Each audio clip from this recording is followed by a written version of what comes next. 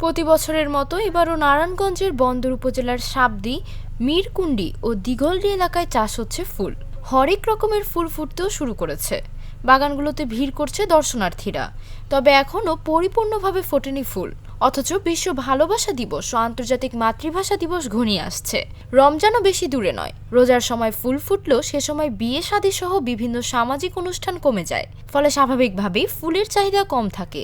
এই অবস্থায় সময় মতো ফুল না ফোটায় দুশ্চিন্তায় রয়েছেন চাষিরা।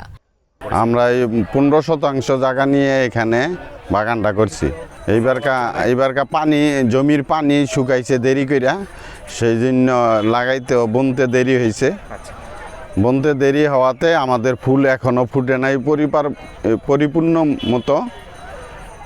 আবার সামনে রোজা আইসা পড়তেছে, রোজার মধ্যে ভালো করে ফুটবো, কিন্তু আমরা ওই ফুলগুলা বেশি সময় বিক্রি করতে পারতাম না।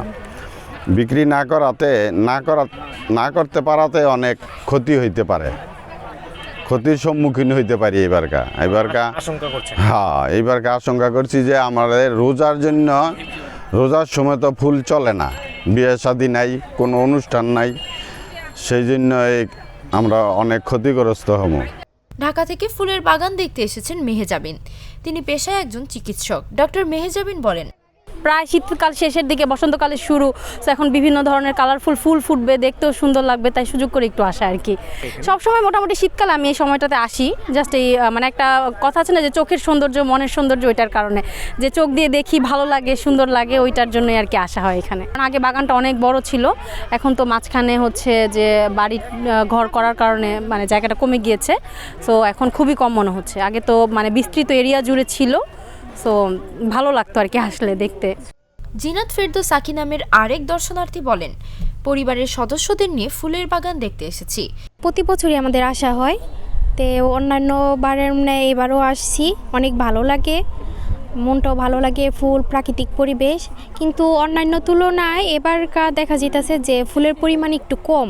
সব ফুলই ভালো লাগে, তারপরের মধ্যে যে বড় বড় জবার লাল টুকটকে, ওগুলা খুব ভালো লাগে। বন্দর উপজেলা কৃষি কর্মকর্তা মোহাম্মদ ইয়াসিন আরাফাত বলেন, এবছর 80 হেক্টর জমিতে ফুল চাষ হয়েছে। আমাদের লক্ষ্যমাত্রা এরকমই ছিল। তবে রোজা চলে আসায় কৃষকদের ফেব্রুয়ারি ও মার্চ মাসে যে টার্গেট, তা হয়তো পূরণ হবে না। তারপরও আমরা কৃষকদের পাশে আছি।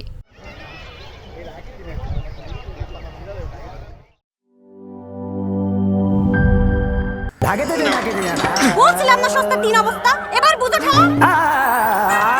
ভালো টিউবওয়েল যে কেন না, এবার বোঝো মজা। আগেই কইছিলাম দেশের আরএফএল টিউবওয়েল নাও। এবার আর ভুল নাই, আরএফএল ছাড়া উপায় নাই। অল্প চাপে বেশি পানির জন্য আরএফএল।